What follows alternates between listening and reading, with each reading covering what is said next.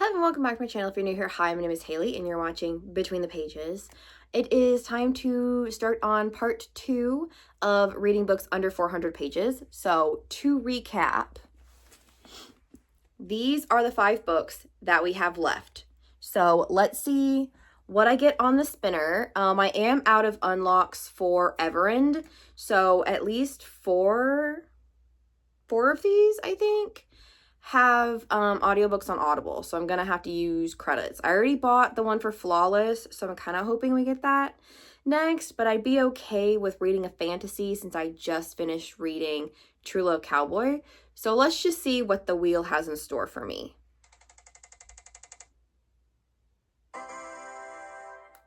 Where the Library Hides. So I'll have to see if there's I'm sure it's on Audible. Audible has almost everything. But yeah, looks like we're going to be reading Where the Library Hides, which is the sequel to What the River Knows by Isabella Banez. I'm really excited to read this one because I'm pretty sure I'm not going to get rid of this one, which again, does not help me when it comes to JomoCon. But yeah, I will let you know what my thoughts are when I'm halfway through. So I am halfway through Where the Library Hides, and this is one of those books that I'm enjoying it while I'm reading it, but I don't really feel the need to get back into the story and find out what's gonna happen. So I am gonna keep reading it just purely because I want to figure out how it ends. I still really love Wit and Inez,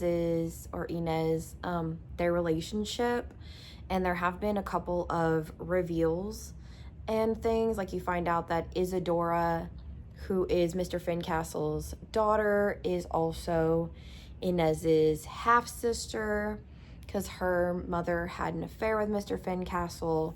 So we're also kind of navigating that, and her pretty much realizing that she's not on her own anymore, that she has somebody who's going to be by her side for the rest of her life as long as she doesn't die, like her cousin did in the last book. But yeah, I'm gonna continue reading this one. And then yesterday, after a couple hours of listening to that audiobook, I have a thing, I might be because have ADHD. There are sometimes where I get annoyed with the same two voices in my ears because I do tandem reading almost exclusively. So I read the book and I have the audiobook going at the same time. So I think I'm gonna go ahead and spin for the next book, just so when I get tired of listening to this book, I can listen to another one. So we're gonna go ahead and spin for the next book.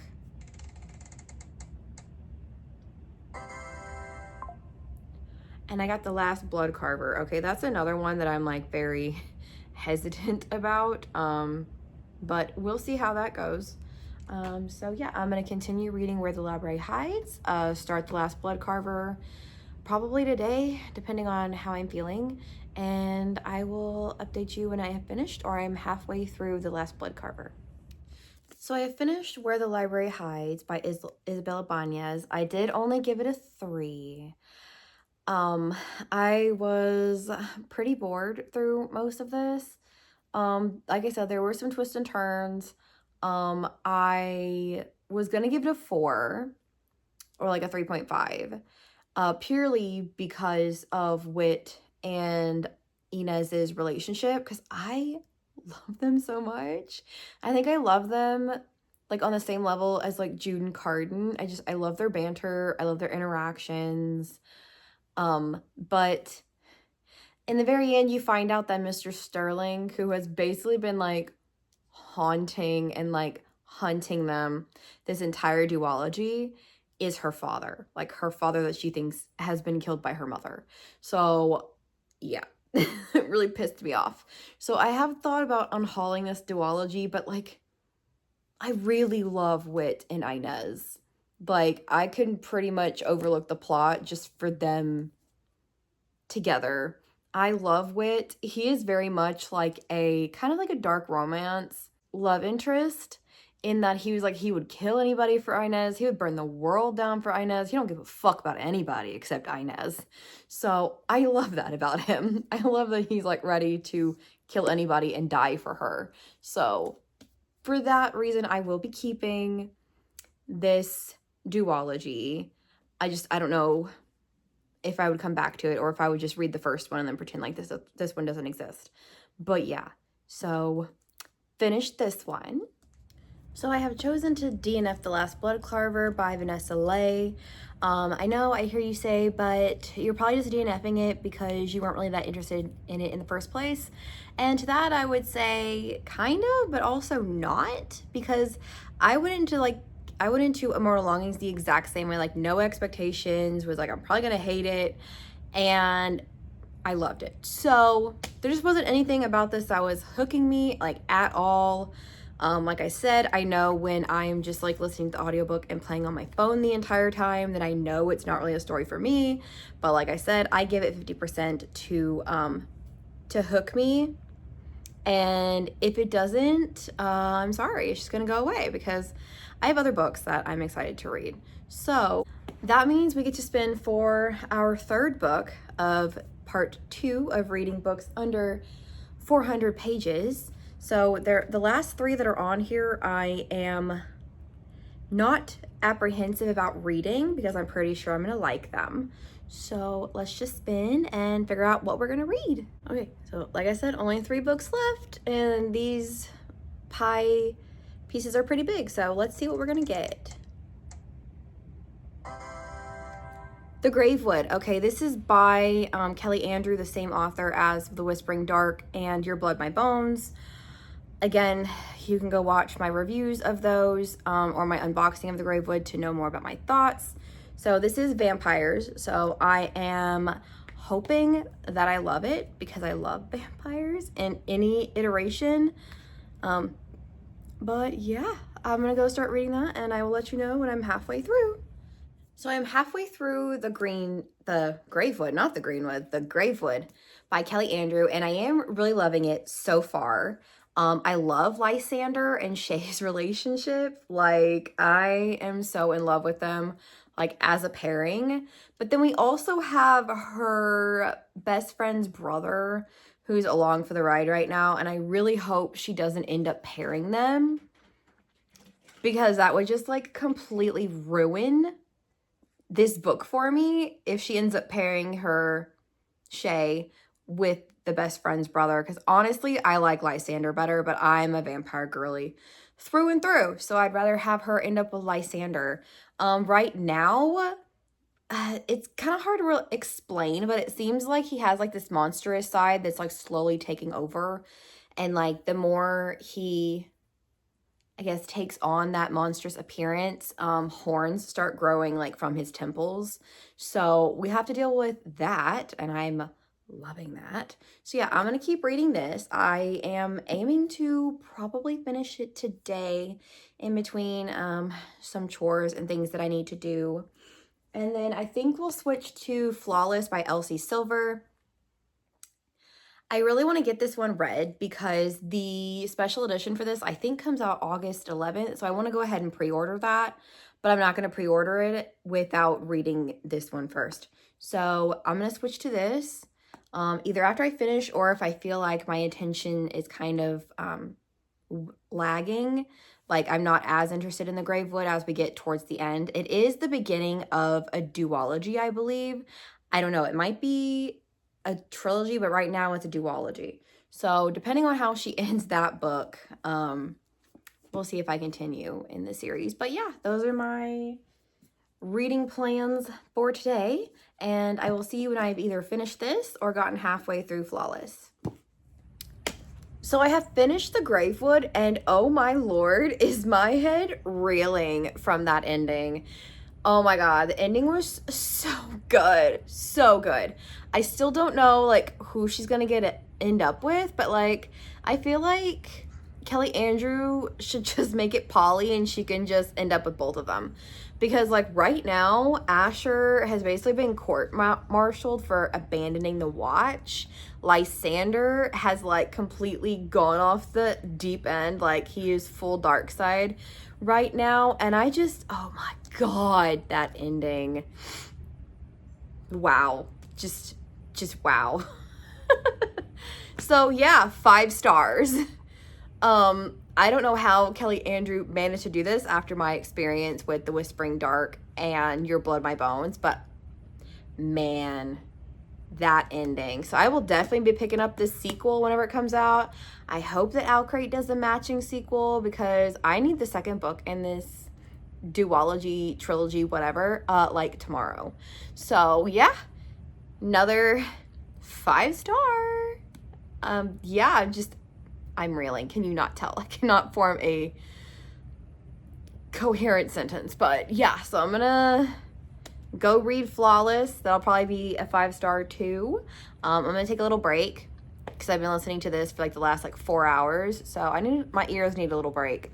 So I think I'm gonna go maybe watch a YouTube video or to update. I need to update my OwlCrate spreadsheet with this and The Last Blood Carver. I need to update that.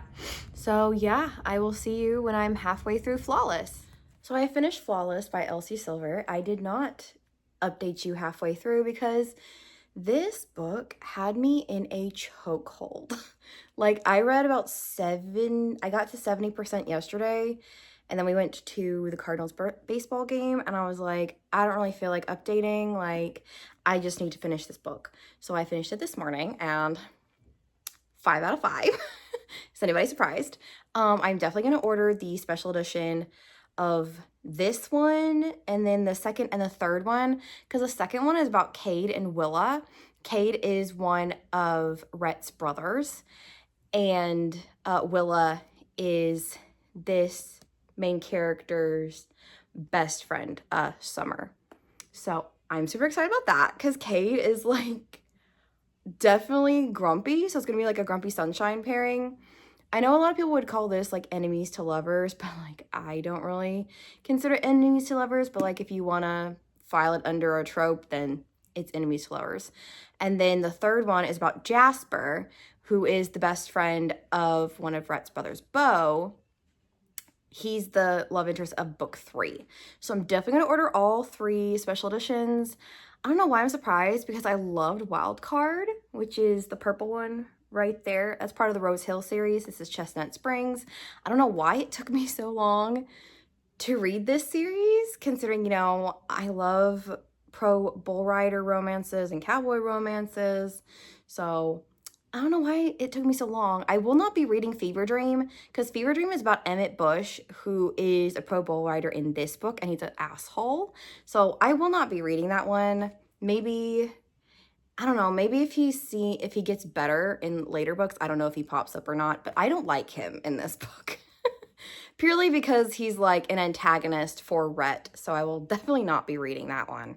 So yeah, I finished this one, which means we're moving on to the last book of this one, and that is At the End of the River Styx. We'll see how this one goes. I really hope I love it because the River Styx has to do with Greek mythology, so I'm hoping that there's lots of little nods to Greek mythology since I'm a Greek mythology girly. So yeah, I'm gonna go read this one, and this will end up concluding this episode 2 of reading books under 400 pages. So I am 60% through At the End of the River Styx, and I'm actually really loving this. I was pretty bored for the first 75 pages, and I think it's mainly because Zan and Bastian hadn't met yet, and I love them on the page. I do know that this is probably not going to end well because it feels a lot like Addie LaRue crossed with They Both Die at the End by Adam Silvera. It has that vibe. So if you like They Both Die at the End, then you would probably like this book. If you like Addie LaRue, you'll probably like this book. It's funny, but it's also tinged with sadness because it's highly implied that Bastian is actively dying because he escaped a car accident that killed his mother, and he was basically resuscitated multiple times. So the ferryman, or Death, is this kid has cheated death way too many times. Bring me his soul. So that's what Zan is trying to do. He's trying to lead Bastian to his death, basically, so he can cross the River Styx, because once Bastian does, Zan will be freed from his bargain that he made with the ferryman. So that's kind of where we're going. I read about 60% of this just yesterday. It's so good. I have like 2.5 hours left of my audiobook. I don't know if I'll read tonight. I kind of want to read a little bit just so I don't feel like I'm procrastinating or anything. But yeah, 60% into this one, and I will let you know when I finished. So I finished At the End of the River Styx by Michelle Kulwicki, and the ending, like I knew it was gonna turn out like how I thought it was gonna turn out, but it broke my heart. But then it's also kind of hopeful at the same time, because like at the very end, like this girl comes in and shops at the bookstore, and she brings a padlock up to Bastian, and it's like, hey, I found this behind your books. And because in the previous scene, Zan had left a bunch of his little knickknacks all over the bookstore. So it's implied that like he can leave things for Bastian in his bookstore, like through using one of his memories. And oh my God, it ripped my heart out. Because in the end, like there's not even like a really like breakup, really. Like at the end, like Zan tells Bastian, hey, this is our last day together. And then he's like, I made another deal, 500 more years with the ferryman, and then I get to be human again. And so Bastian is dealing with the grief over that. He's also like finally dealing with the death of his mother and getting closer to his brother and like living out his dreams of owning a bookstore. And so at the end, he like takes his padlock, Bastian takes Zan's padlock and locks it on a fence at the cemetery where his mother is buried. And his brother asks him like, oh, for mom, because apparently they went to, I think it was London, and she had a padlock that she put on a fence. And he said yes, and it's also for a friend, one that I hope to see very soon. And I'm just like, oh my God, because it's implied that like when Bastian actually does die and it's like it's his time to go, that Zan will lead him across the river Styx and like get to be together again for a short amount of time, but still. And I was just like, oh my Lord, this book, I thought I was gonna unhaul it, but like I would 10 out of 10. It's one of those books that like rips your heart out, stomps on it, but then also like wraps you in a warm hug and like invites you to read it again. That's what this is like. So I have finished this one, which means we have reached the end of this episode of reading books under 400 pages. I will be keeping all of these except The Last Bloodcarver. This one will go into a blind date with a book, which means I will only have 7 going into JomoCon. JomoCon is next weekend. So yeah, not the stock I wanted, but I do have 9 months until KY3, which my blind dates did phenomenal at. So I'm kind of just holding out for that. But yeah, that's all I have for you today, and I will see you guys later.